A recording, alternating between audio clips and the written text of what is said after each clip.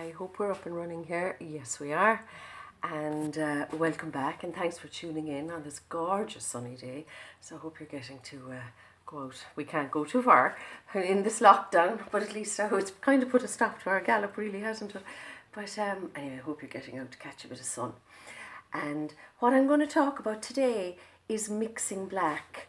Now that sounds like a contradiction in terms, and it is really, because I've already told you in a previous clip that, you know, black is one of the primary colours, the 5 primary colours, and you can't make them, that they're an essential colour. Now that's true, but black out of the tube tends to be very flat. It's grand for, I don't know, jeans or a car or painting your soffit and fascia or something around the house. But in a painting, it tends to suck the life really out of the colours around it. It has just such an intense impact, and it's not great. So I'm going to show you a few tricks really. So there's a very useful, before I get complicated, now this is a huge carton of paint, so ignore that, that's because I work with groups. Hello out there, this is for all you guys. And happy Easter, we're nearly at Easter, today's Thursday. This one is Payne's Grey, and it's actually, to me it looks like black, but it has a wee hint of blue through it, but it's got lots of life in it. And those of you who know me now are going to have heard me going on about this already. So I've already got the Payne's Grey up here, and the flat black out of the tin, which is Mars black, straight out of the tube or the carton, is down here.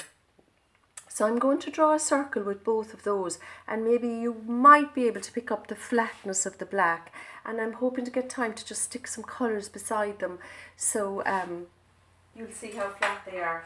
And I'm going to mix a black too. I know, you're saying how can you mix a black, but well, there are ways and means. So I'm just going to draw kind of a circle, a really thick one. This is quite thin paint now, so I'll draw it thick so you can get that. Brush, and I'll go into the Payne's Grey. Probably can't quite catch it there, I'd imagine, but it's a much better option for a black.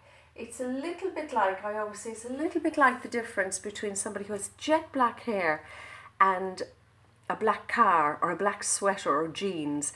The life in the hair, all those tones, highlights and lowlights, and just it's got all that running through it, and that's what flat black doesn't have. So it's just quite lifeless. Now what you can do, and this is a nice little trick with Payne's Grey, you can also try it with the black, but I find it's just too flat for a painting, and it will just have a huge impact on your painting. So my advice is stay well away from it. Actually, I have a bit of red out here, just on the tip of my brush, and I'm not even going to use all of that. And I'm going to put that in there and mix it in. I'm going to mix it in with my brush. And this is just going to have an effect on this Payne's Grey, as we call it.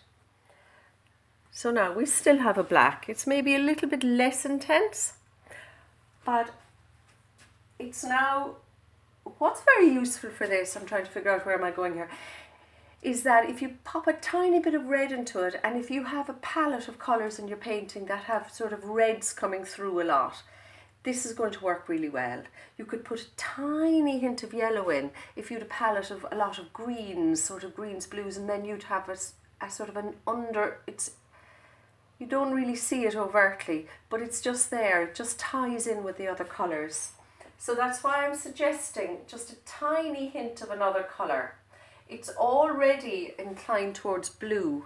So it's just, if you wanted to shift it away from that sort of coldness and warm it up a bit, you could put in the tiniest bit of red or yellow, or even if you had a little bit of orange mixed, just the tip of a brush now. Otherwise you'll push it into a brown. Mind you, that would be lovely too. So now here comes the complicated bit. And I have a palette knife, so I might do this. Now you don't need a palette knife, but they are very handy things, I must admit. Now because it's black, I know that blue is probably the coldest, deepest colour of these three. So I'm going to use mostly blue, teeny bit of yellow, and let's just see what we get. So that's quite close to a black. And every time I do this, because you don't exactly ever measure, it's more a sense of how much paint to put in. It's a kind of, this one is a sort of a blue-greeny black. Sometimes I get a more reddy black. This one is actually not unlike Payne's. I'm tempted, yeah, no, I'll leave it. I was thinking if I put more red in, it could just go tip over into a slight